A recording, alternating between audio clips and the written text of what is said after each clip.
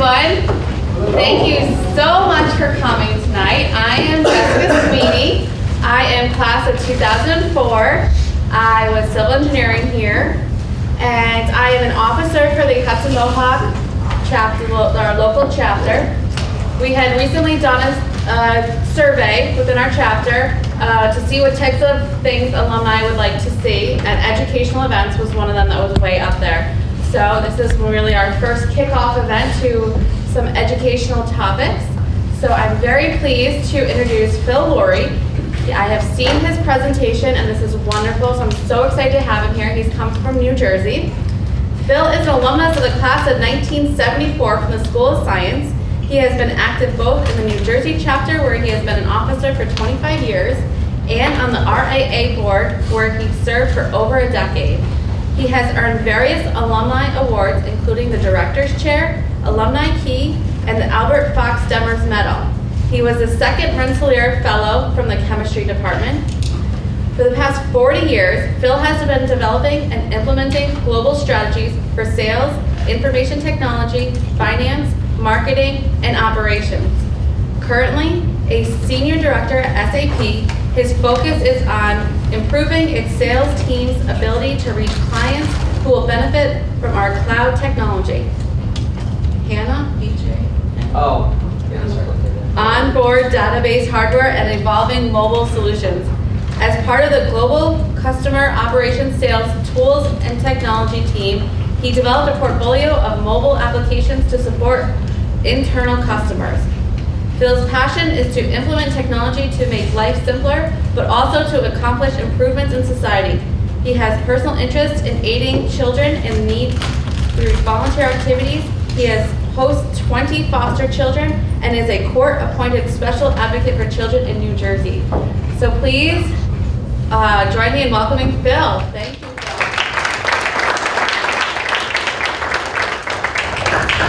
See if the technology guy can get the technology to work. Looks like it's working out.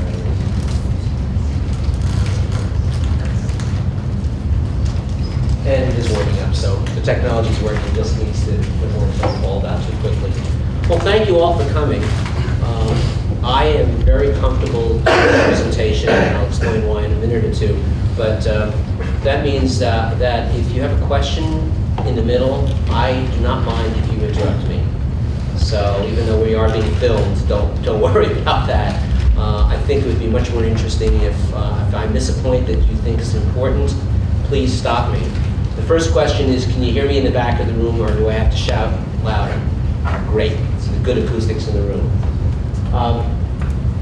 This presentation is an adaptation of something that I developed in conjunction with LinkedIn and with some other social selling agenda products and tools that we're looking at rolling out at SAP. It is aimed originally for the sales force, but I found that it would be very useful in supporting people who might also be looking for career changes. Because in reality, everyone knows that when you are looking for a job, you're selling something, you're selling yourself. And so the same tools and techniques that are useful in building a sales presence and a social selling quality profile will help you in both your professional life and in your personal life in getting the next position, which is really your professional life. There are a lot of tools in the market that do similar things. You're all familiar with Facebook, especially older folks apparently, because it's not used by younger folks. Facebook has certain capabilities and features. A lot of businesses are using that now instead of their web pages. Also Twitter. My presentation is going to focus on the two most popular, the ones that are used for business primarily, which are LinkedIn and Twitter. But a lot of the same rules do apply to using the other tools. So what I'm going to talk about is essentially what social selling is about and how you can apply it. And then I'm going to try to work with you on a couple of tips and techniques to sort of improve your own social profile, which will help you be more effective. So I'll talk about that as we go. Any questions first? Is that, okay. So that's me, and that's what we're talking about. Sales has changed over the years, and in particular in the last few years, the whole idea of social selling has gotten to be much more an accepted practice. At SAP, where I work, it's a large international software firm, if you haven't heard of it. It's one of the biggest providers of on-premise and now on the cloud software for managing businesses. So ERP systems, MRP systems, and things like that. And as the technology has changed, we're changing our product mix. Traditionally, we've been selling to large enterprises because that's the kind of company like a GE or IBM that would use a big enterprise package, and those have been our primary marketplace. Today, we're now selling cloud products, which are making our products accessible to smaller businesses. And that gives us a challenge in the sales force of how do you get to these people. So traditionally, you would buy a product like a Hoover's database or D&B reports, and you would scan them and get information about companies. And you would try to find the key executives in those companies, and you try to figure out how you can reach those people and call them. And you try to get a meeting, and then you try to sell them your product. That's the traditional method. Not very effective anymore. Email is now, not even, people get so much email that nobody's going to answer your email. Your customers, as I say in the slide, they're pretty much swamped. I mean, they're not going to answer emails. They're not going to take random phone calls from people they don't know. They'll screen you. So we're finding that social networking gets you through. What social networking is, in essence, the whole point of this talk is, if you want to get to a key decision maker in another company, that could be a hiring person or it could be a buyer of your product, the best way to get in is with a warm introduction. And that's what social networking is about. Build a network, somebody who knows somebody who knows somebody who can introduce you and get you involved, get you in there. So what we're going to talk about is how you build your social network and what a social network will help you do and how it will help you in your career. So it's not just if you're looking for a job, it's also if you're looking to build a business. So entrepreneurs should be understanding this. Whether or not you need the full boat tools that I use might not be necessary. A lot of the stuff is free. A lot of the information is available on the internet free. And we'll talk about some of those things as well. You could build your own social reputation without paying for anything, just time. So your time is money. Okay? One thing I wanted to tell you, top companies nowadays are using the LinkedIn tool for most of their recruiting. That's not on my slides, or it might be mentioned later. LinkedIn has 3 different premium tool products. One is for job hunters, and we will talk about that, and I can give you some examples of whether or not it's worthwhile for you to pay for that if you were job hunting. The second one is for salespeople, which is what I've been working with. And the third one is the recruiting module. And that one is very important to people who are on the other end trying to job hunt. The way that people do their recruiting, in my company, and I know IBM, the way they do most of their recruiting, 99%, is through LinkedIn. And as a matter of fact, for internal promotions, when you're looking for your own internal skill database, even though we sell the products that build, this is almost sacrilege, but it isn't really, even though we sell products that support HR processes, human resources or capital development, capital management products, LinkedIn has fresher information than our own systems. So we're building interfaces to LinkedIn to get that information. So if you're job hunting, you've got to know that these people are using these tools because you won't even be noticed unless you're using those tools. So part of what we're going to show you today is how to be found. And it comes down to something simple that anyone who's done any work with websites knows. It's keywords. So we'll talk about where you get the keywords, how do you find them, and things like that. But that's the essential part of that. So the question is, on the page here, are resumes passé? And I actually kind of think they are, because I'm finding that most companies that accept paper resumes are scanning them into systems so they can be electronically processed. The number of applicants for a single job posting on a newspaper like the New York Times, the Wall Street Journal, is phenomenal. You need a computer to process it. So the basic thing that they do is they scan them and they use their systems, our systems, to do that. So sending a paper resume is almost passé. As a matter of fact, I think business cards might be a little bit passé too. You will all have my LinkedIn address or my email, and I'm going to invite you all to join me on LinkedIn, and you'll have my full credentials. You'll know everything about me, and I'll know all about you. I'll be able to scan about you as well. You don't need my business card. You've got my contact information. So business cards are somewhat passé too. Although traditionally, you know, especially in other cultures, it's polite and you do it. And I have business cards, so I haven't gotten rid of them completely, but I don't have a lot of them. And as I mentioned before, LinkedIn is used to fill internal job positions as well. And even if you know, I was going to say one of the other things is bottom bullet. Even if they don't find you on a search, you know, and you contact a company, most employers will check you out on LinkedIn and Facebook and other. They'll Google you essentially to see who you are. You know that, and Google picks up LinkedIn as one of the first things. So one way or the other, you need to have a good profile. So we're going to talk about this in a lot more detail, but I'm going to give you the quick run through of what helps make a good profile. The first thing is to have a good headshot. And you can read the slides yourself. Everyone can see the slides, by the way, I'm not blocking them. Make sure, the last point, I'm going to pick this up from a number of different sources and sort of compile. I stole from the best.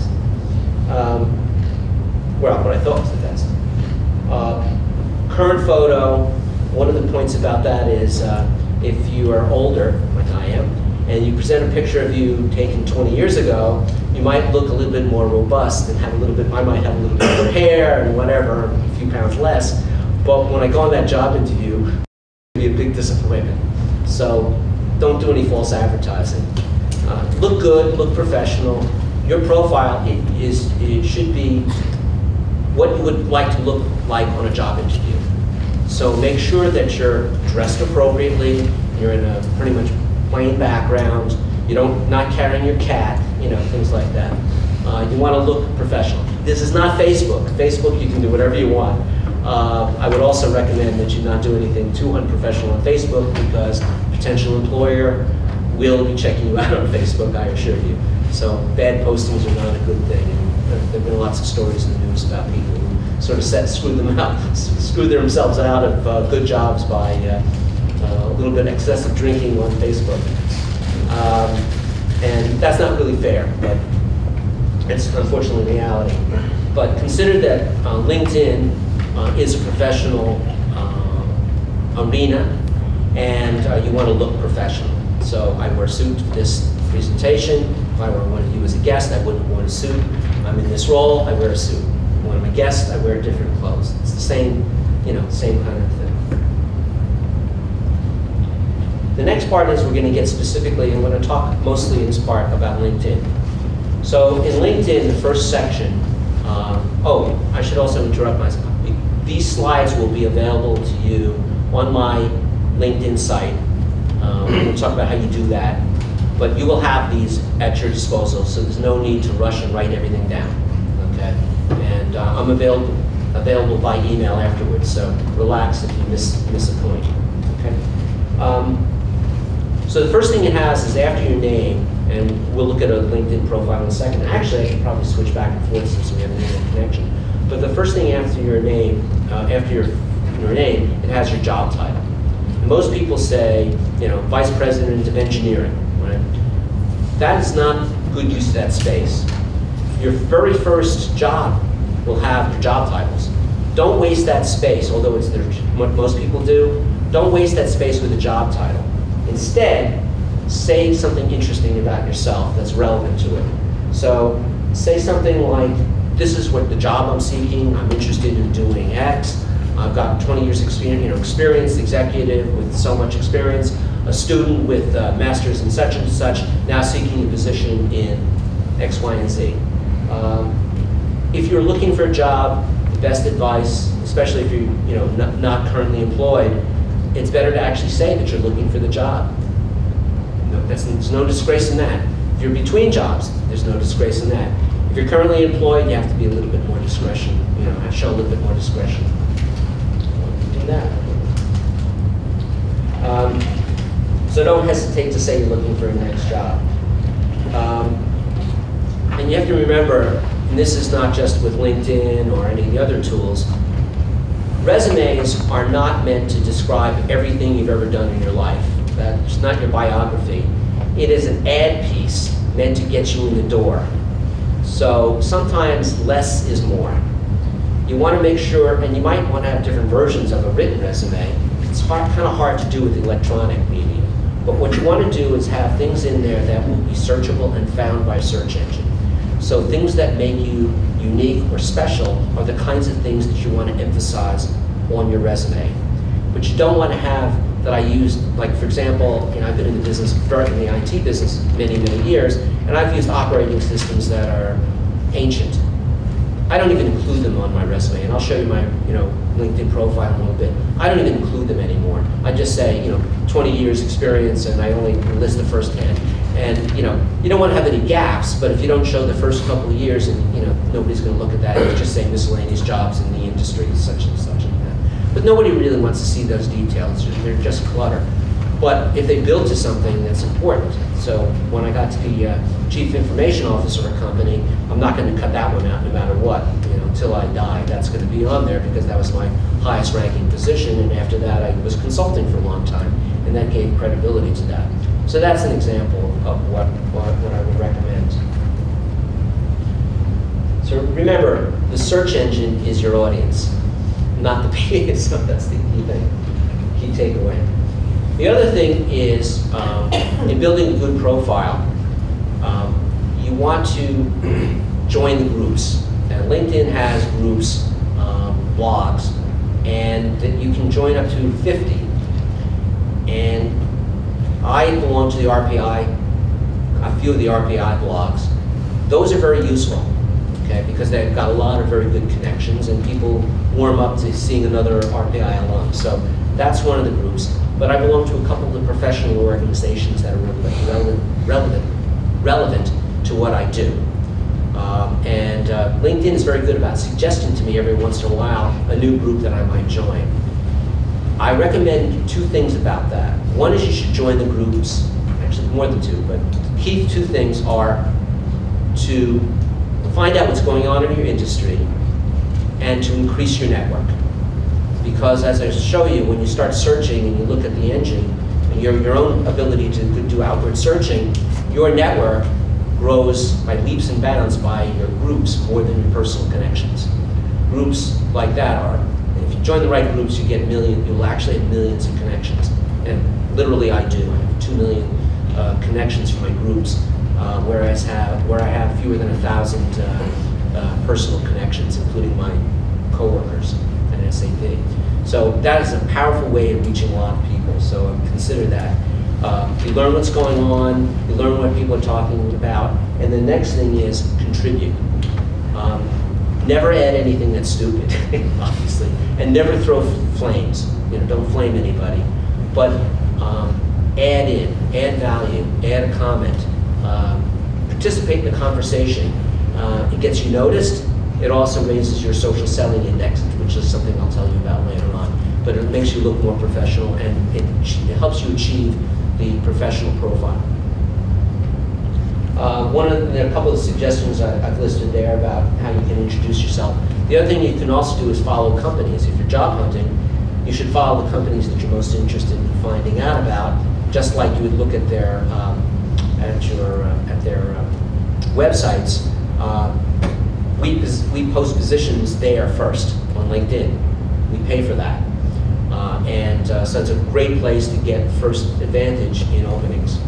And you want to be noticed by them. So if they're following, if you're following them, you can also set it up that you'll get news alerts about what they're doing and see their jobs quickly. So being first on field advantage, knowing what's going on is really useful. And then the last point is also, if you read an article from some other news source, newspaper, actually yesterday I had an example. I was reading an annual report from IBM, and I thought it was really interesting. I posted it. People do not mind you're taking their information and posting it. You just have to properly attribute it to the author. As a matter of fact, if someone retweets you, that makes you more powerful in the rating scale on Twitter. So it's actually a compliment to take someone's comment. So if you want to reuse what someone says, add some value to it, attribute it to the author, copy the author, they'll be delighted. You'll get, everybody will be happy. It's a win-win-win situation. The other thing that LinkedIn allows you to do is to get recommendations and endorsements. And I'm constantly getting, recommend so-and-so for these skills, recommend, they sort of feed that to you from LinkedIn.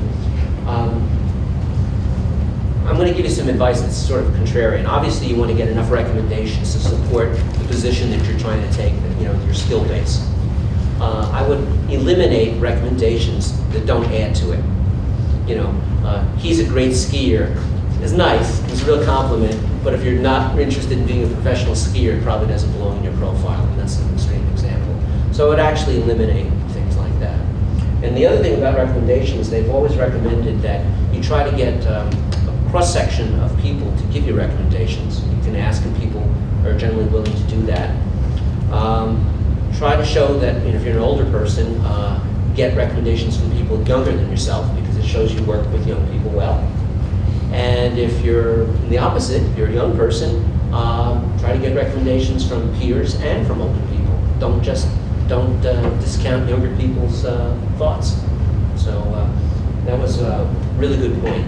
But get rid of endorsements that don't make a lot of sense and don't add to your overall picture. And this is a continuous process, so don't worry if you don't get it right the first time.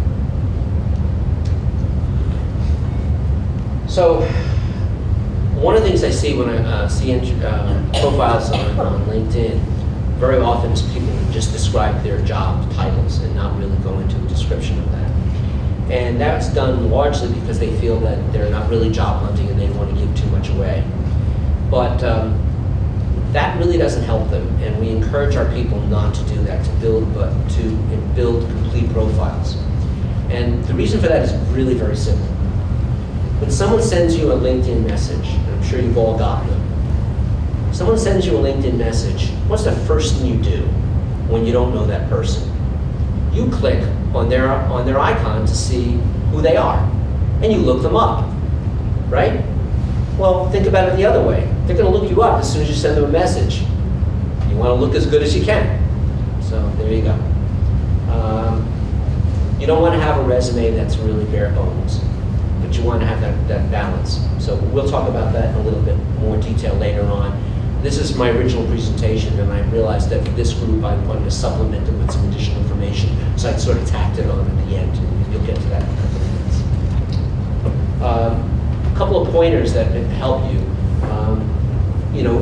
LinkedIn gives you great tools to add your resume and edit it, do things like that. You can change the order. It doesn't mean you have to have the order the way that they present it. So if you're doing two things simultaneously, and for example, I was on the RIA board, as mentioned, I have that as a job because in reality, I was managing people and projects, and it was a good addition to my CV. But I didn't want that on top of my professional interests, so I wanted that to be sorted lower down. So I can show you later on, if you are interested, I can show you how to move those things around. But you don't have to be stuck by the way that LinkedIn formats your resume. You can change that. You can emphasize, you want to change the positioning because obviously it's like in newspapers, they call it the inverted pyramid. You really want to have the most important information up front, and then the less important information, the background details, later on. Be sure to list certifications and courses that are relevant on your profile, and use only bullets. Do not, and I actually helped someone with a resume, another alum, just over the weekend, don't write these granite blocks of text. Short bullets. People are reading this. Once again, your audience is the search engine, and they don't care. They're looking for keywords. Also, look at the readability. I don't have a slide. Look at the readability index. Make sure that it's readable, even though it's bullets. You can get a readability score very easily. You can Google readability index, and it'll tell you whether or not you're writing something for someone in the 21st grade, whatever that means, as opposed to writing it in the 12th grade. You don't really want to write over the head of your audience, over the heads of your audience. You're all smart people. This group, where did you go to school, right? You don't have to overly impress people.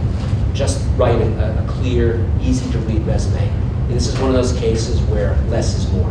It's more valuable to say something clearly and distinctly about what you do and not get bogged down with jargon. Remember, it's a search engine and then an HR rep who's reading your resume.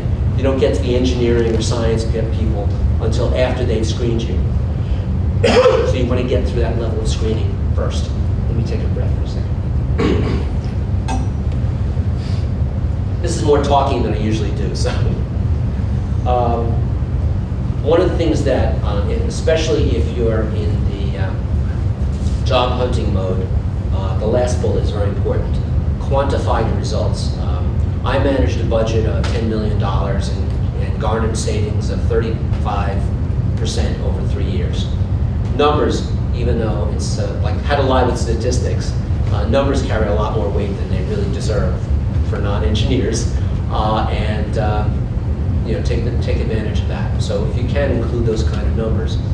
Now I put the proviso in that might not be for people that are not job hunting. I really don't want to boast how much budget I handle at SAP, because my vendors will find out and will be hitting me up for money, and my coworkers will find out that I'm actually running their department, and they're not really happy about that. So we have to delete that from the slide, from the video. But that's not really true, I exaggerate. But you really want to be more tactful if you're permanently employed. So.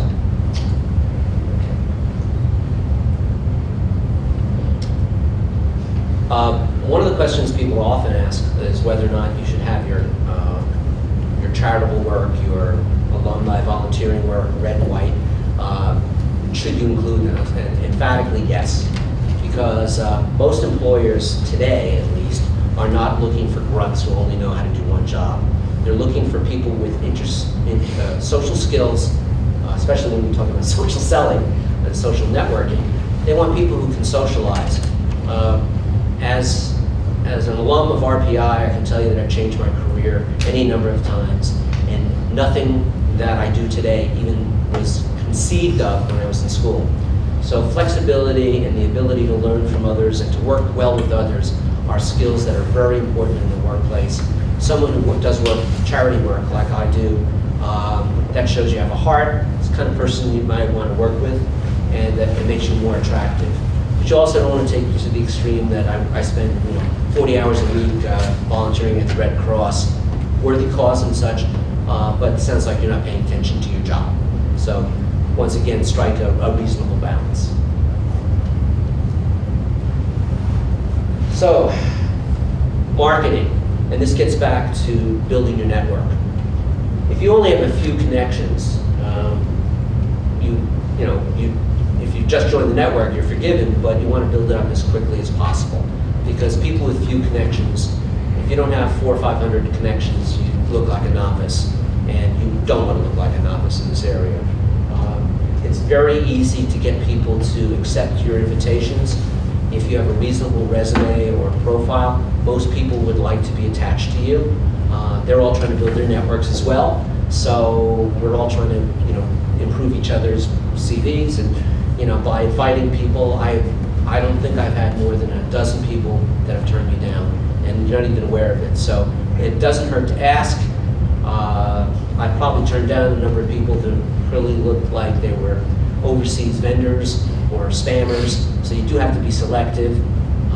But in general, if you're sending an email or a LinkedIn invitation to another professional, professional to professional, there's a good chance they'll accept it. So it doesn't hurt to try, but it also builds both of your credentials. So don't hesitate. One of the first places you should look is me and my network, and anybody you know in my network, and each other.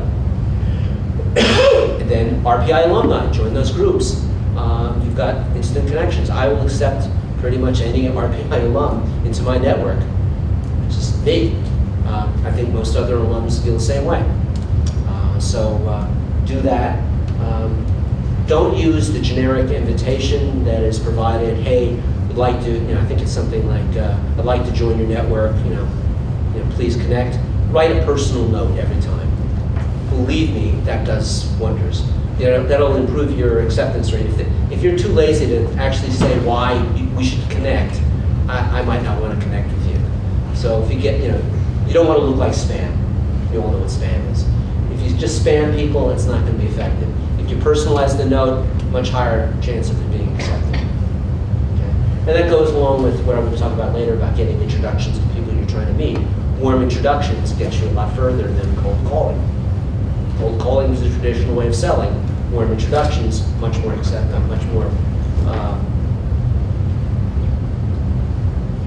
successful, and I really can't go into the details, but we've quantified it by our own internal tests, by piloting social selling. So we've gotten some pretty good results, and it pretty much, not only because our audience now is middle market and smaller businesses, but even with the large companies, a warm introduction. You're more likely to talk to a friend's friend with an introduction than you are to talk to a stranger. Especially when you can see that the person's got decent credentials that we're talking to. So one of the things they suggest, and I'm not too sure about, but I'll give it to you as a thought because I don't know all the answers. Don't tell my family that, especially the kids. You should update, they say you should update your status frequently. They say several times a week. Ask people to give you contacts, to get introductions. If you're job hunting, you should definitely ask. If you want to get a job at GE, use your network to find someone who's at GE that you know and see if they can help you find someone. You'd be amazed how much people want to help. Because when you send one of those emails or LinkedIn in-mails, position it in such a way that you're giving the person an out. Say, I would like very much to talk to so-and-so. Would you be comfortable in introducing me? If not, I'd like to discuss such and such, if you're comfortable. So give them an out. Once again, it's a trick. It's also polite. It's the right way to get people to be more likely to support you in that. And I've gone out of my way to actually write a recommendation to go along with the introduction. So that's not uncommon, and I've had that happen to me as well. So, be very nice about that, and that's being social. And what goes around comes around. If I find someone a job, I've got a friend for life, right? So don't be shy. Ask people for contacts, but be polite in doing it. They say to update your status frequently. I would say if you do it more than once a week, it's annoying. How many people, see that are oversaturated with updates from Facebook? This isn't Facebook. Don't do that.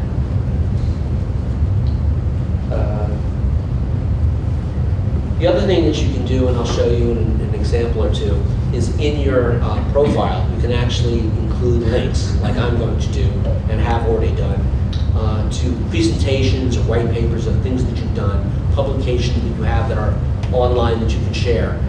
Just adds to your credibility in both venues in terms of either selling yourself or selling your products.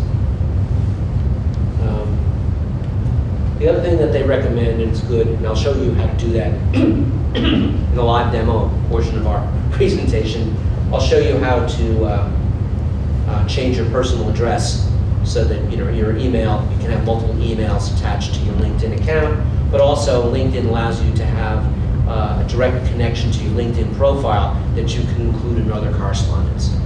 So you can get people to your profile immediately. And I'll show you that on the screen when we do that. So look more professional, great photo, build a great network, Join groups that demonstrate your professional interests and your profession and your interests. Write short articles that relate to that. Contribute meaningfully to other people's blogs and comments.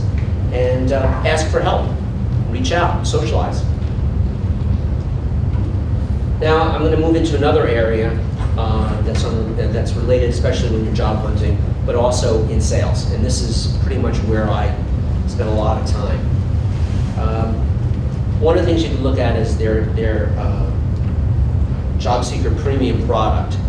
It costs, you can look it up online, I think it's like $20 a month or something like that. If you buy it for a year, it'd be like $400 or $500 for the year. I think that's a little bit on the excessive side for most of the things you can do. So I'm not trying to hurt LinkedIn. You might want to get it for a month or two. What it buys you is more in-mails. But also, when you respond to a job that's posted on LinkedIn, your resume goes to the top of the stack or towards with everybody else, so you get a little bit more prominence. And there are a couple of other features, and you can look that up on the LinkedIn site. I'll show you where to look for that. You can see if that would be useful to you. But most of the things that I'm talking about tonight, you can do with the free version of LinkedIn. You can research companies, you can research jobs in those companies, and you can see job postings in those companies. You can also do their advanced search. You can search for industries, you can search within a certain geography, job title, etc. But one of the things that I had said earlier, I'm going to jump ahead, I might come up with a slide with this before. One of the ways that I mentioned about being more successful in getting noticed was to put the right keywords in. One of the ways that I think you could improve your resume is to look at other people's resumes and see what they're doing. So if there's someone who got a job in a company recently that you think would be something you would like, which is something you could find here, look at that resume carefully and see whether or not there's some tricks that you can pull. What are the keywords that they use that you might have missed? So best really, just in this case, steal from the best. Look at other people's resumes and look for opportunities that might improve your own. As I said, it's a continuing iterative process. It's RPI, right? An iterative process, and you want to improve. So looking at other people's resumes is a good way to improve your own. So do that kind of research. Once again, even if you're professional and not looking for a job, that's a good thing to do.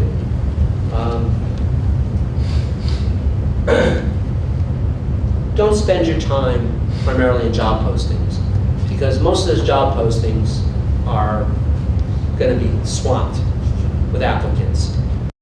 For companies that do what you're interested in, and try to find people in similar positions and try to reach out to them. So try to find the jobs that aren't being posted.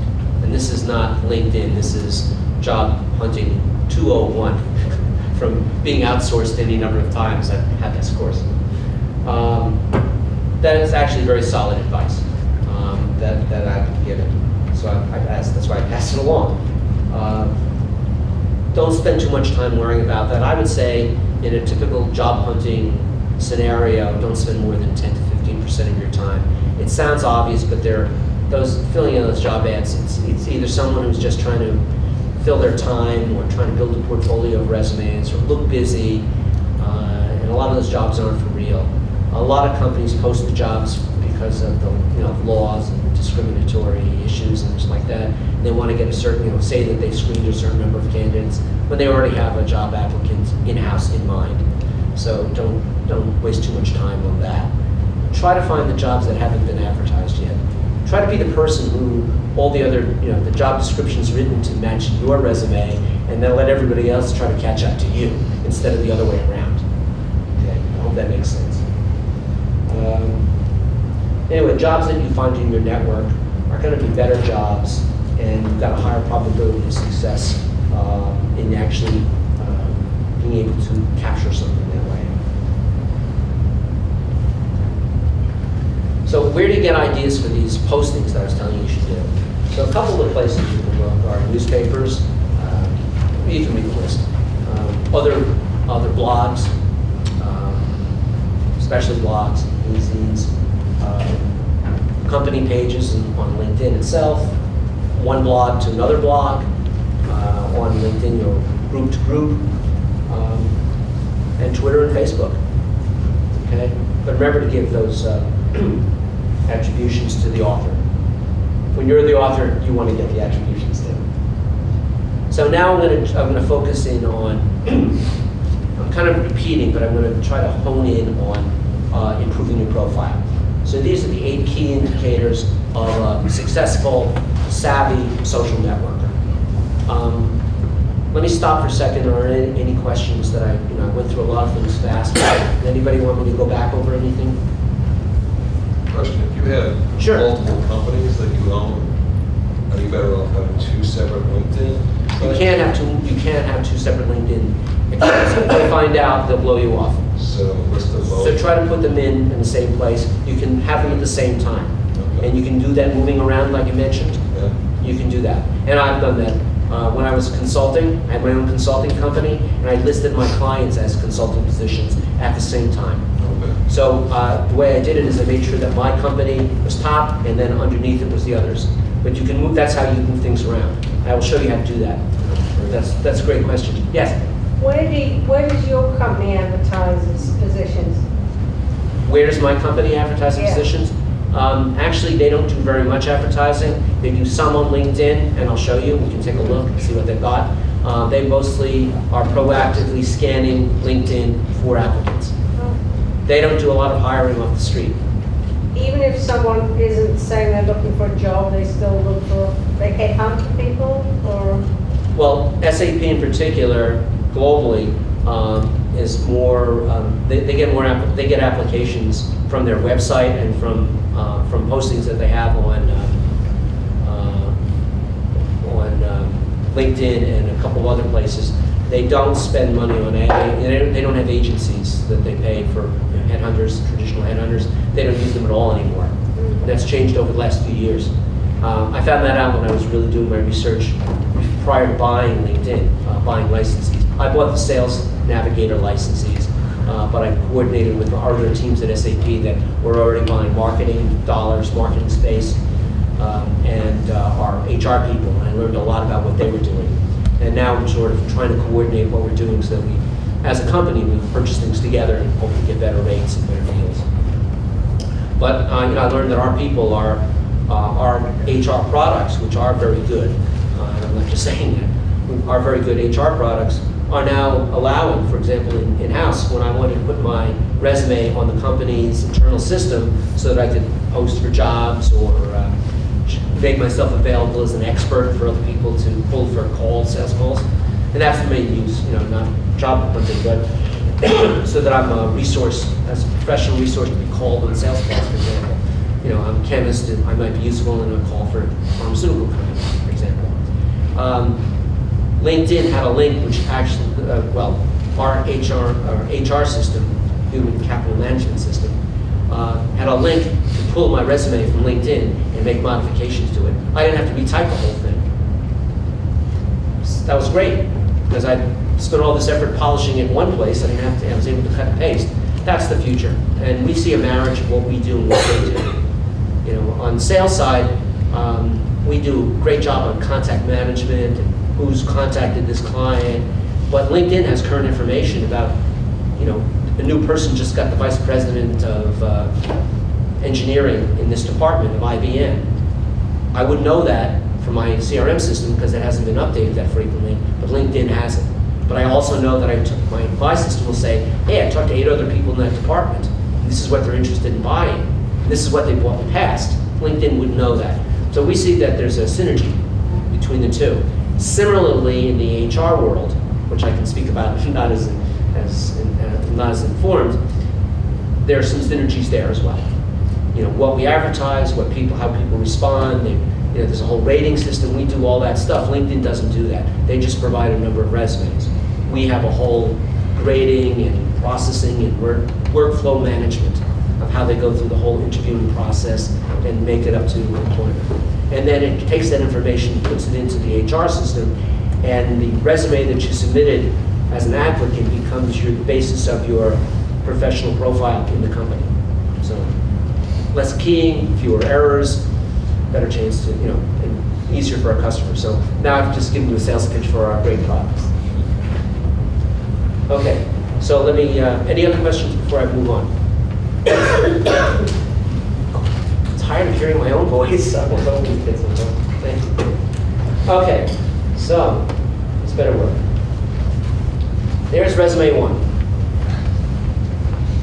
And there's resume 2. Anybody guess which one's better? Yeah, pretty obvious. So let's look at a couple of things why the one on the left is a better resume. Okay?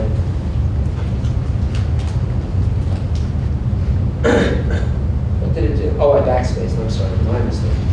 A, technology. Okay. Yeah. Okay. Well, let me talk about a couple things. I can just talk to it. And I'll give you a live demo as well, because we do have time. So, let's see if the pointer works. Oh, good. Okay.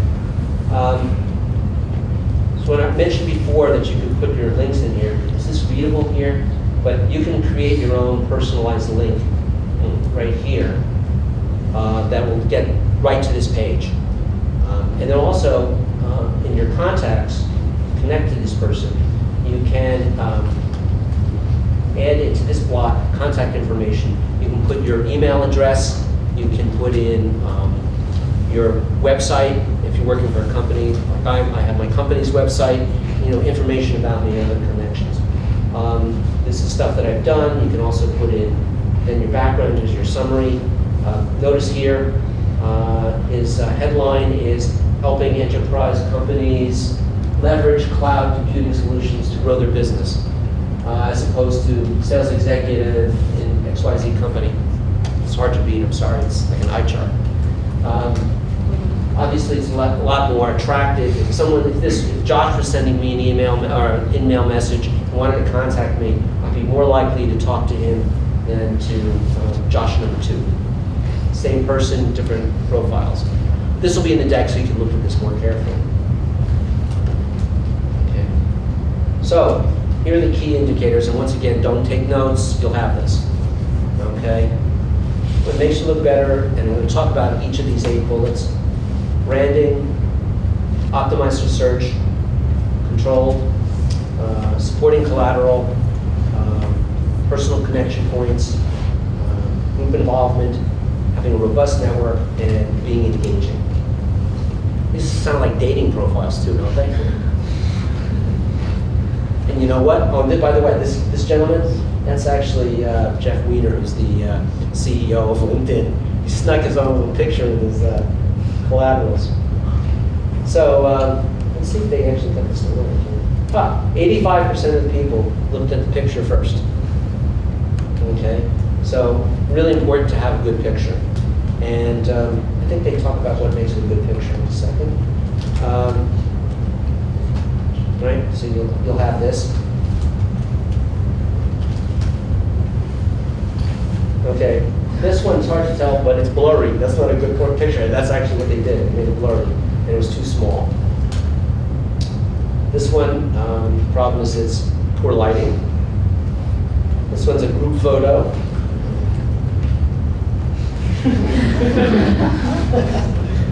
Now this might work if you're applying for a job at Ford, but otherwise, not good. Unless you are a cow. This one, I think he's holding beers. Now, it's RPI, so maybe, but inappropriate. And then finally, no picture. Okay, so I have to have some humor here. So what you want to do is, obviously here. Now this is Twitter, okay? Now in Twitter, you want to be human, so I did mention that LinkedIn is not the entire universe. So you want to be human, and you don't want to seem like one of those people that just throws peanuts from the back of the room and complains about everything. So you want to sound human and real. You want to be consistent in your brand. And think about all this as branding. You own your personal brand. You don't want to do anything in your life, including in social media, to ruin that brand. You are the brand managers of your brand. No matter what you do in your career, you're adding to that brand. Adding or detracting. For Madoff, you've certainly detracted, but his brand got him very far. And that's how he's so successful. So it could work in bad things, but you know.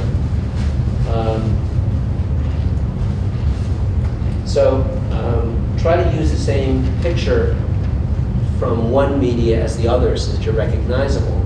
So this piece of advice I thought was really interesting, that's why I brought it forward to you. I would take your LinkedIn photo and use that to make your avatar in Twitter, and then refer to your Twitter account in LinkedIn and vice versa. Make sure that your Twitter account has that link that I told you how to make or where to put it. So cross-fertilize, build your network both ways. Twitter is better for certain things than LinkedIn. And there's the Twitter photo specs. Once again, you'll have these slides here with the details. So this is B2B buyers, because this is for selling, but I would also tell you that buyers and HR people are using LinkedIn very heavily. So this is reiterating something I said before. I find myself, despite my better thoughts, I'm on LinkedIn every day. I didn't think I would. I'm not on Facebook more than once a month, and that's if I get an email that tells me my nephew or niece is doing something really cool, you know, or my kids are doing something. So I'm not really following it as, you know, but the kids were, you know, on it all the time as their primary contact. You know, that was their homepage when they opened up their computer. I don't do that. My classmates seem to, though. Class of '74, they're all on Facebook. Maybe they're all watching their grandchildren. It seems to be populated. I mean, Facebook has bought other companies now because they felt that they were getting too old. So it's kind of interesting. LinkedIn is doing very well. Oh, I should point out one statistic that I didn't mention before. I took a course in training to sit for the sales training, sales navigator training, back in January. And I was told that at that time, LinkedIn had 250 million subscribers worldwide. 2 weeks ago, I heard another announcement. Jeff was on TV, and he said, well, we have 275 million users. I can tell you that that growth of 20 million is pretty much what we projected. That's getting to be a large percentage of the population of the professional working world. And when I launched this, I thought that our biggest user base would be the United States and Europe. And that's true, but the adaptation rate, the adoption rate in Asia Pacific is amazing. It is much bigger than I thought. So this is a global phenomenon. In cultures where you don't think that giving out personal information would be acceptable, they're starting to accept it and like this tool. So it's this is an international phenomenon. And I would tell you that there are competing products in Zing and a few others in Europe, but even Europeans who are under data protection kind of regimes, you know, people who really want to protect their personal data a lot more than we do, they're using it and they're putting up information about themselves. So this is really, I mean, it might be a passing fad. I've been through a lot of passing fads, but I think it's going to be quite a few years. So it's really worth our considering it, riding the wave, you know, surfing the wave while we've got it, and then look for the next one when it's, you know, when it starts to be dying down. So a couple of things that you can do with the tools, free tools. Take a look at how many people are looking at you. You can see how many people are looking at your profile. That is a very important measure of how well your profile is written. If you come up in searches, especially if you're job hunting, you know, you should show up a few times. So if you're not getting that, you've got to tweak it. So it's kind of a feedback mechanism that you can get. Take a look at how many people are looking at your resume. And if it's just people that you invited or sent emails to, by the way, you'll see like 100% of the people that you send, pretty much 100% of the people that you send notes to, unless they already know you, they're going to check you out. So that's a very good tool.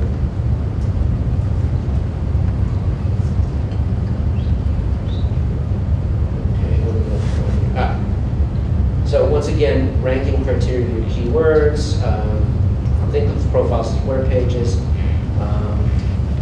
identify keywords for your profile, optimize your profile to make it as easily readable as possible, and then track the results, and then refine your, what your assumptions were. Scientific method in action. It seems to us to be pretty much in action.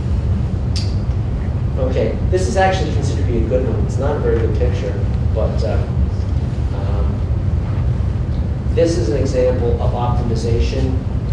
Custom headline with keywords that are identified in it, pointing, you can see what we're pointing to. Good summary, skills and expertise, checking off what your keys are, and then going through your experience and interests. So optimize your profile to be best picked up by the search engine. So it's really just repeating what I said earlier.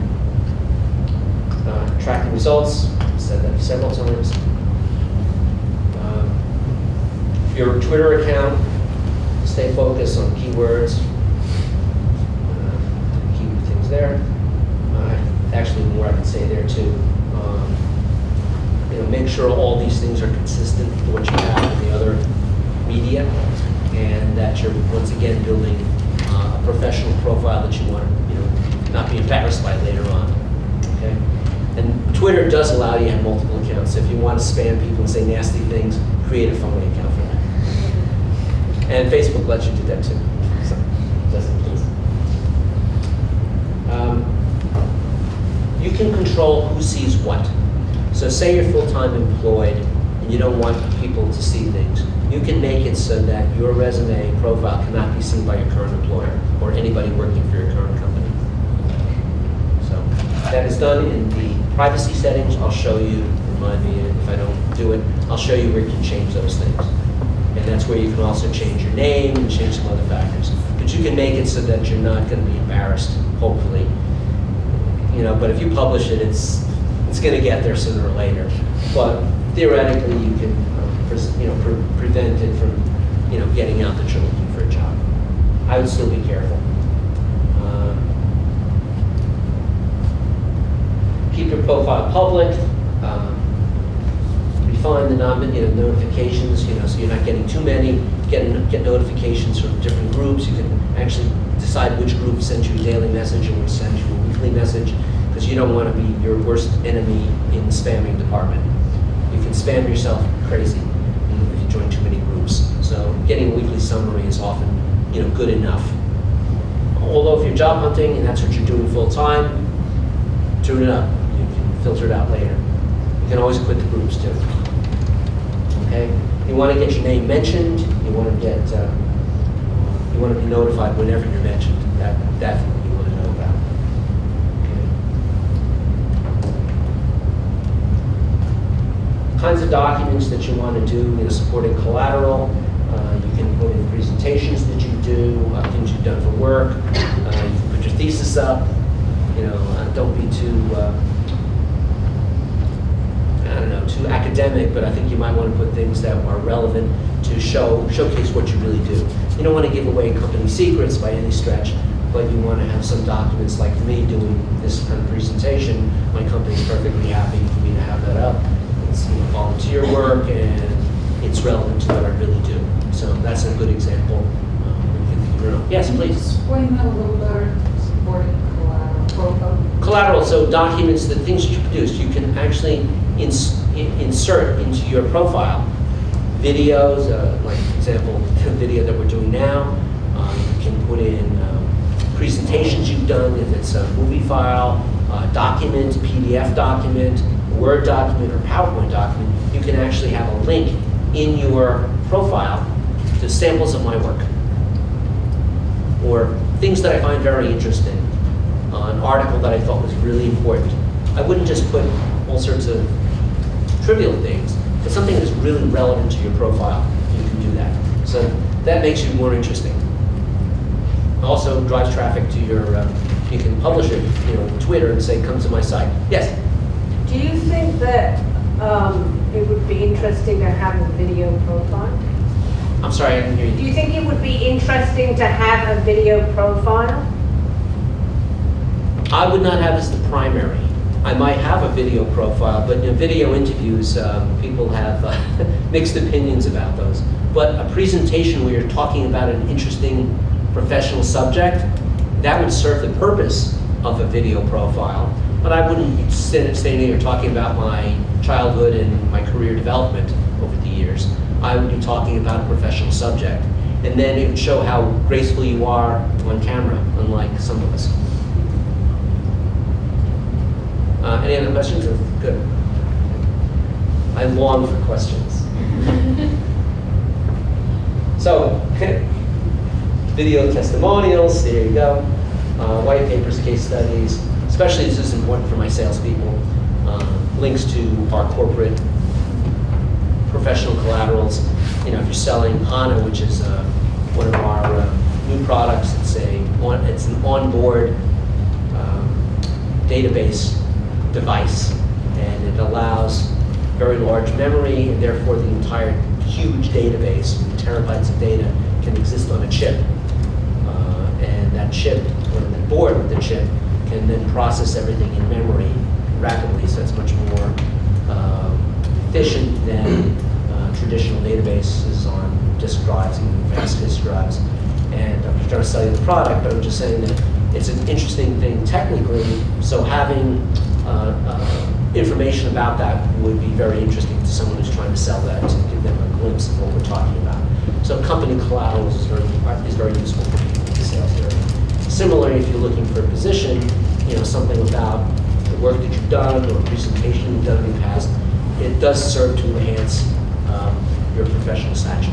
So obviously, it makes you look good, use it. If it doesn't, don't. Could you elaborate on solution briefs? Solution brief is a term that we use. It's customer A has a problem. We have the solution. Here's how we met customer A and solved their problem. That's a brief and solution briefs. So this, okay, this is all, Sales.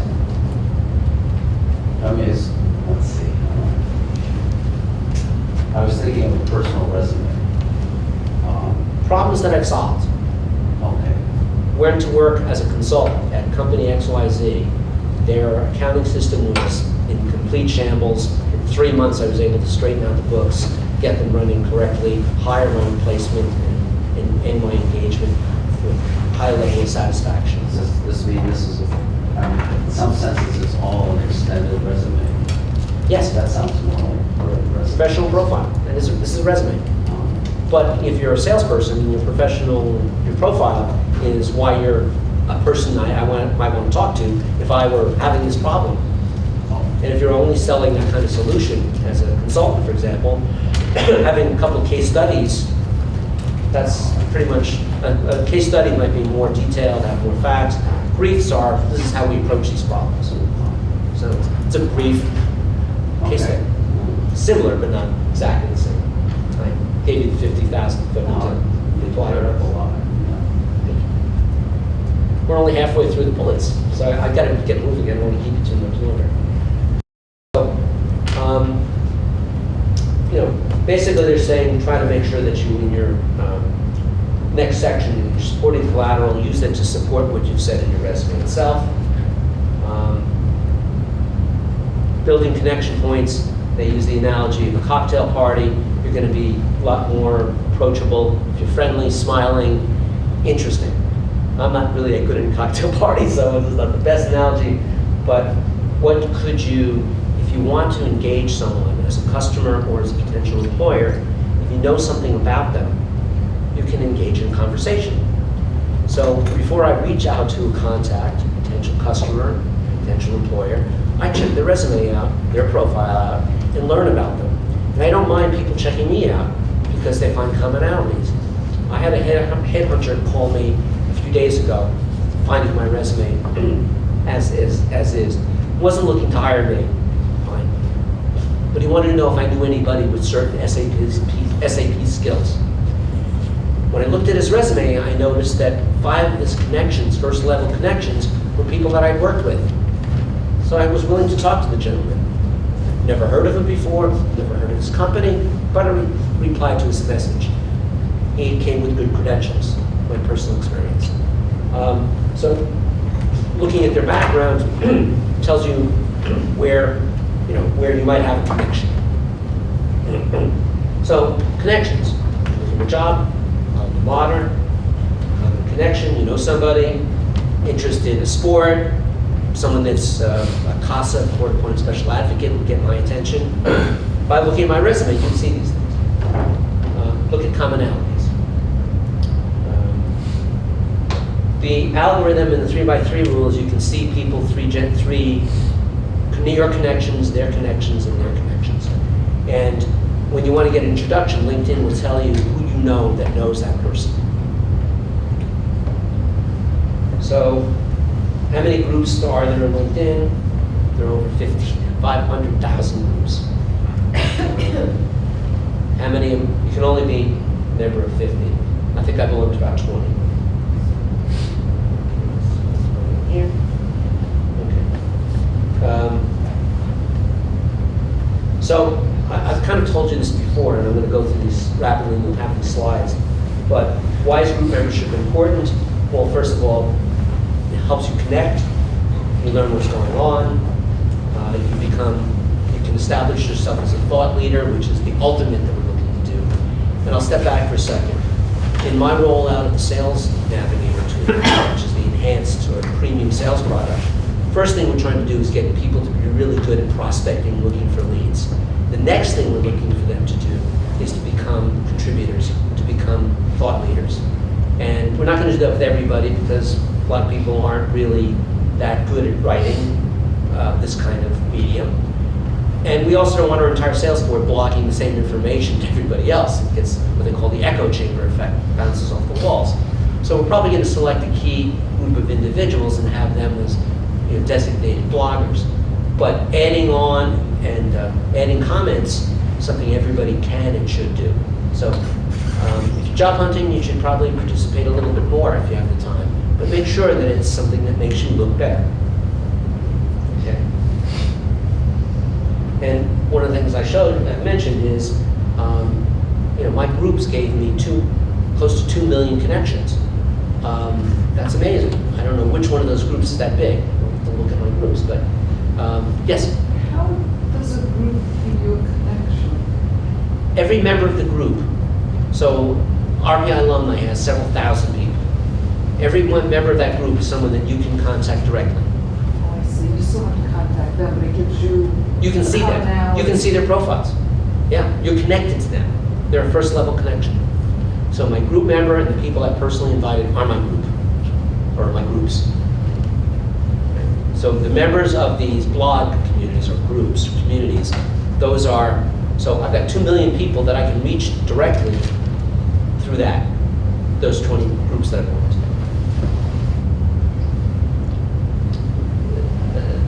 This is basic stuff on hashtag 101. How to categorize your tag, make it sweet, make it sweet tag. I think most of you who do Twitter can teach me a few things about this. Look at the younger end of the spectrum. I'm just learning. Follow a conversation, create a conversation. That's what hashtags are about for those of us who haven't really been doing that much on Twitter.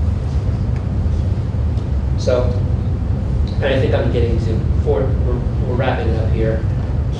Having a big network, large network, makes it look like you have some authority, people respect you. Also means you send out a lot of emails.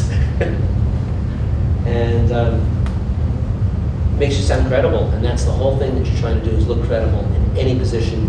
That's what we want to do in life, is look more credible. That's why we went to the right schools.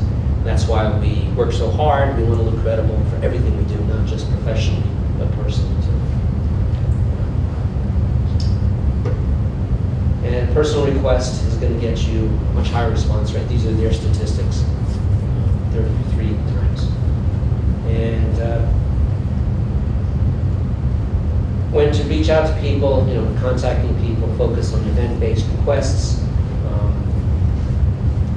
I think you can sort of look people up by their signatures and such. This is all pretty much straightforward. And LinkedIn has people you may know. They try to build your network for you. LinkedIn wants to have more connections that makes them a stronger network. And they're encouraging you to do a better job. So you can play with that. Who to follow, Wizards, the same thing in Twitter, trying to suggest based on what you're doing already, who you might want to reach out to. And Outlook has a similar plugin for LinkedIn. And I've already spoken about this. You want to do updates that are engaging. You want to sound brilliant. You want to stay top of mind. The job might not be open today, but it might be open next week. And if you're top of mind, you might be the first person they think. And the job could be purchasing software. It could be hiring a consultant or hiring an employee. And it enhances your authority. You become a thought leader. You also read what other people are doing. Therefore, you actually become a thought leader. So it's not just image, it's reality. And oops, okay. Interviews, you're more likely to get an interview if you get a word introduction. And that's it. What I can do, if you're interested, I could actually go and show you a couple things that we did. You want to pause for questions or anything? Can you add, you know how you have like Facebook, if you have LinkedIn, talk about over email, people can directly connect to your LinkedIn. No, how to do that? Yeah. Okay. So, I can turn this up for something good. I didn't have anything embarrassing on my screen. That's good. Of course, my screen has changed here because of the format, so I don't think it's I can't find my browser. That's a funny thing. Hold on. There it is.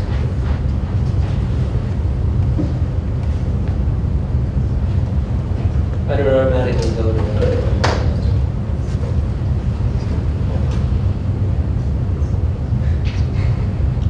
Okay, so this is my homepage. My homepage on LinkedIn has information from the blogs and from the stories I'm interested in. I'm not interested in tuning in and looking at my resume every day. This is stories. This is people who have. You get the notices that people have changed their profiles, got new jobs, and things like that. And this gives me, these stories in one place. Looking at my profile, and you're all welcome to. Well, first of all, I can see who's looked at my profile recently. Wow. Is yours different because it's premium? Who's looked at it? Yeah. What we see, is it going to? I'll show you what the differences are. In this part, no, nothing new. Okay. Actually, anything that's different in mine will say in a gold box. I'll show you those in a minute if you're interested. So my profile. Okay. So when people have endorsed me, I can accept that or not. So what I've done is I say what I do to show you about editing my contact information. I just click on that box. And there are my email addresses, and I can change, instead of saying my website, I can actually put in a name, and this will actually go to the SAP website. And then more about me is my personal website. It's probably got my other resume. And I allow people, first level connection can see this, and they can actually contact me and send me a direct email. Okay. So somebody can't see that until you accept it? Yes. Okay. Well, you can also change that. So let me change it, show you how to change the privacy settings. Now, the interesting is because of the screen formatting, I kind of lost part of my screen. So I have to jog all over. But if you go to this section over here, want to get over the icon over here, it should show my face, but it's sort of not showing the whole screen. Sorry, it's sort of cut off the corners. But there's an icon here that's the small version of my face. You can go into, do this. Sorry about this. Really?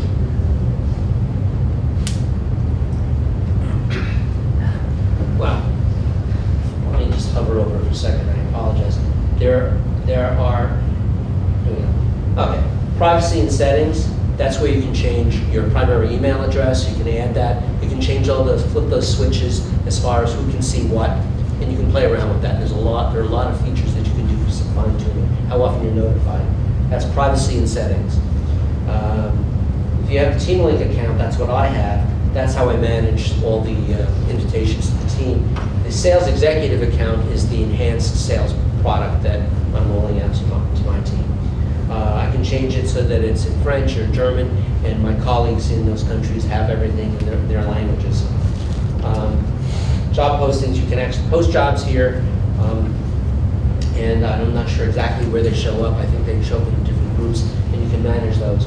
Frankly, I haven't played with that at all. So when you're going to do a search, so let me go back to my resume for a second. So I try to follow my own advice, and my LinkedIn email address this is the connection that gets you right to my email, and it happens to be the same as my Twitter account. So LinkedIn.com, Phil Lurie. That's it, and you can see that, right? And then there's my summary, and this is an example. This is the tips for using LinkedIn for the salespeople. And I think later on, I'm going to have my experience. This is my current job. I can add more information in there. There's my last job. There's some references to it. And as I said before, there's my company, and then there's a consulting assignment that was at the same time. And then my companies show up here. Publications, this is actually going to be replaced with this, how to sell yourself with social networking. This is the old version. I'll replace that right here with this version. There are the endorsements, my education, and then my interest. And actually, volunteer organizations find me. They search through this to see if people are interested in doing certain things. And that's about it on my side.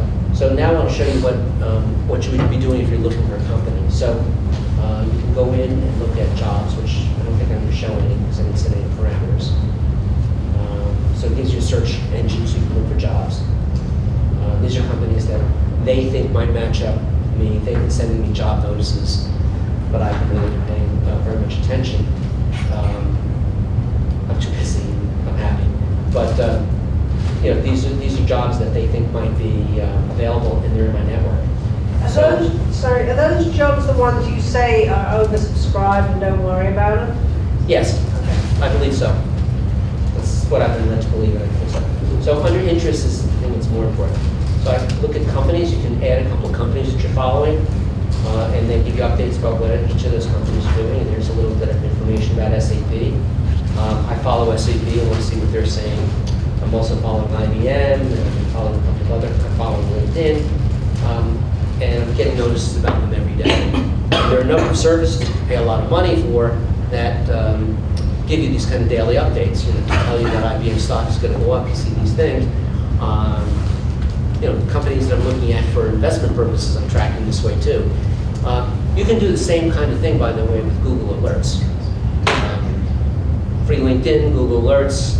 I'm trying to weigh the difference. At one point, one's better than the other, then they enhance it. You know, so it's a great race because they're both improving. So there are free services, as I said, that if you're searching for a job or making contacts, both of these are good tools.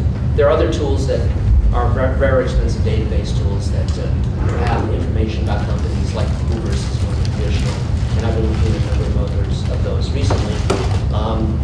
But for most people's purposes, they're not really necessary because LinkedIn has the most current information. But you know, if you're doing a marketing campaign, there are specialized tools that help you, do that.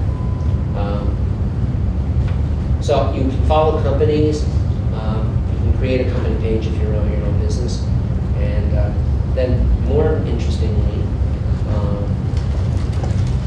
there's Pulse, which are news articles, and there's some things about schools that you're following, companies and groups.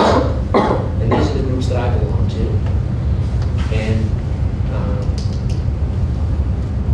it tells you what's going on in each of those groups. And I've got 44 out of my 50.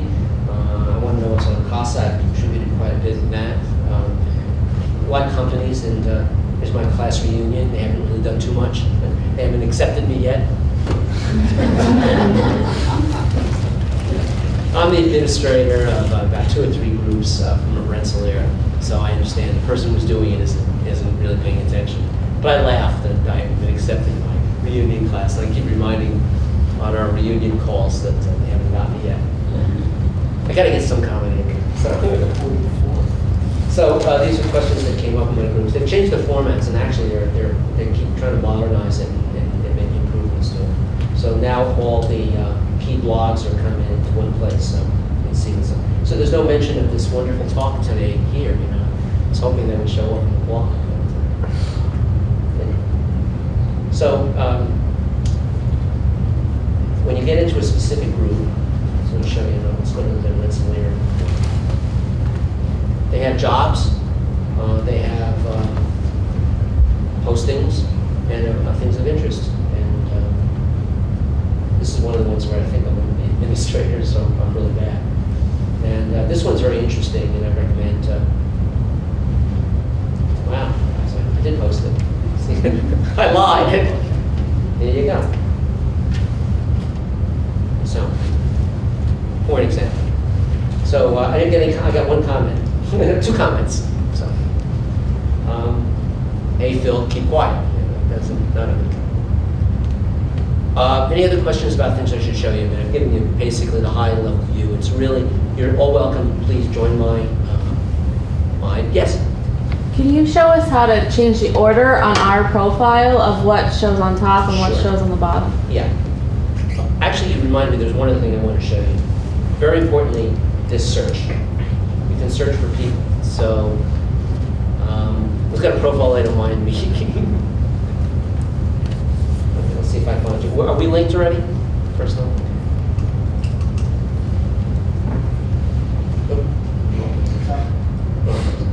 Starting to make a comment. Let me delete this. You can usually do better when I'm not standing above it and with a mouse that isn't working too loud.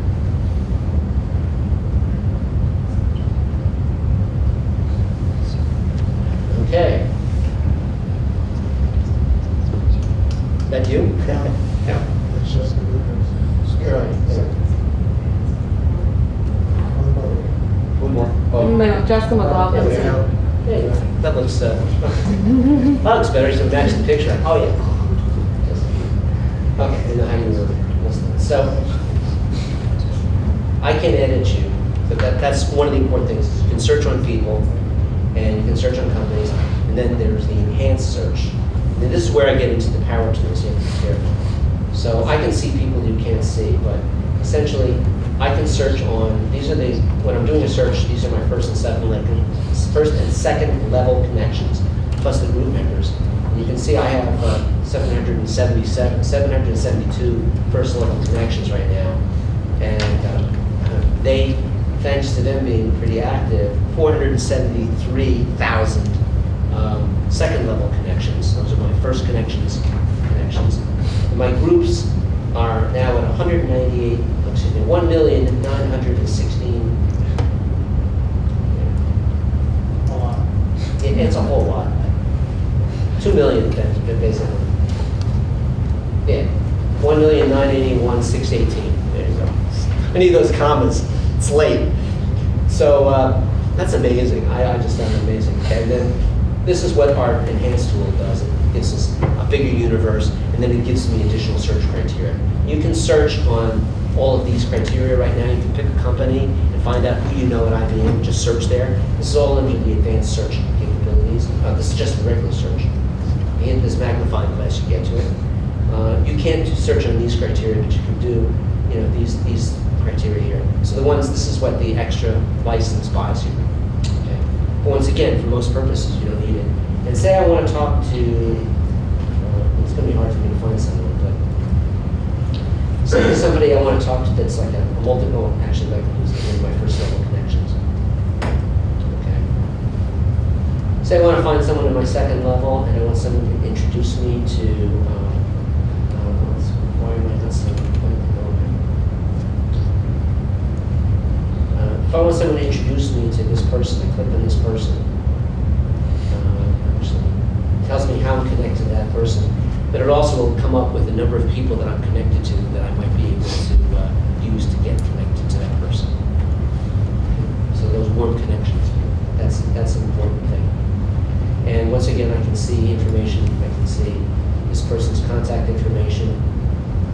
first level connection. So I can get an email address. But I would probably send the LinkedIn in message first because they get higher, they get higher attention today. People aren't getting spammed by them. So a message from LinkedIn from somebody is more likely to get open than a message from someone you never heard of. Also because they can check you out. So let me get back to Jessica's question, which is, let me go back to my profile, and edit my profile. It's gonna be this very carefully.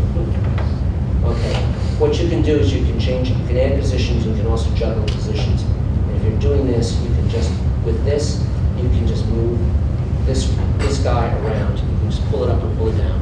You just cut and paste. So those blocks, Yeah, moves and blocks. Exactly.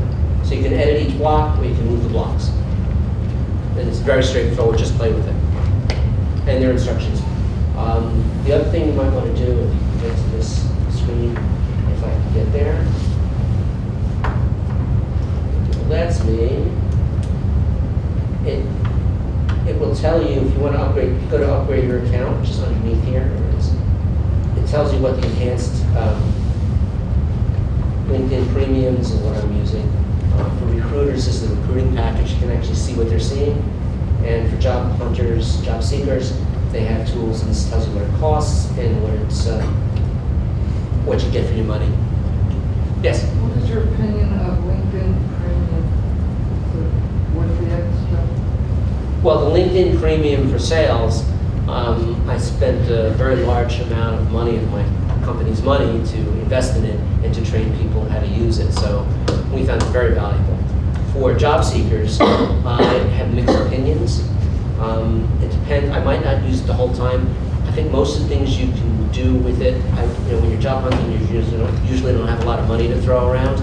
So I don't know if it's the best purchase that you can make. But here's what they say you get. They rise you to the top as a featured applicant. When they do search, you come to the top of the list. It helps you rate yourself against the other applicants. It shows you who the other applicants are for a job that they posted, which you wouldn't see otherwise. You get more in-mail messages, and you can see more than, I think you normally only can see the last 3 people that searched your profile. It gets you up to a larger number. So depending on what you want to pay, you want to buy $20, you get, this. And you can take a look, $30 a month or $50 a month. For $600 a year, that's what you get extra. So take a look at yourself and kind of make your call. Personally, I think I can do a lot of the stuff myself, but I'm not desperate. I've been looking for a while. So sometimes having the extra edge is worth the money. It's really a personal call. It's a good product. I don't want it to mean it. It's just a matter of personal judgment of whether or not it would be valuable to you, or do you have other means of doing it. That might depend on your network too. You might be very well connected. Right. Not even need LinkedIn. Right, but actually having the extra search criteria kind of helps. Also, it has the fact that you have a badge that says you're a premium user. You can show that, not show it. I don't know if that helps or not. They say it does. I'll take it as their word. No, I believe them. I think, I don't know. I'm not that much of that great a marketer to know whether or not. Any other questions? Because really I finished what I wanted. Well, obviously, you can still go on too long with your resume, but I bet your profile will fit on one page. At least a page and a half. Go look at it, join up. Just find Phil Lurie or Phil Lurie, I was just wondering if you're free to put more because they can always stop. No, you can put a lot on there. I strongly recommend against it, but you can do Oh, it. that's right, you said minimum. Keep it short. Yeah. I've only got the last 15 years. I don't go much beyond 15 years. Being a technologist from 1985 Yes. isn't really. I can program. I can program an Apple II. Okay, I wrote BASIC. Okay, great. Where's my C++? And that's even outdated now. Well, thank you. If there are no other questions, Rob, I'm glad Oh, to. break in one of your contacts. Yes. Seriously? Not on LinkedIn, but I actually was in a movie with Kevin Bacon. Yes. He was in Wall Street. He had a good part, and I was a supporting person in the movie Wall Street on the exchange. So yes, I have 1 degree of separation from Kevin Bacon. I met him before he was a star, many, many years ago. Yes. That's a funny question that I actually have the answer to. Well, thank you very much.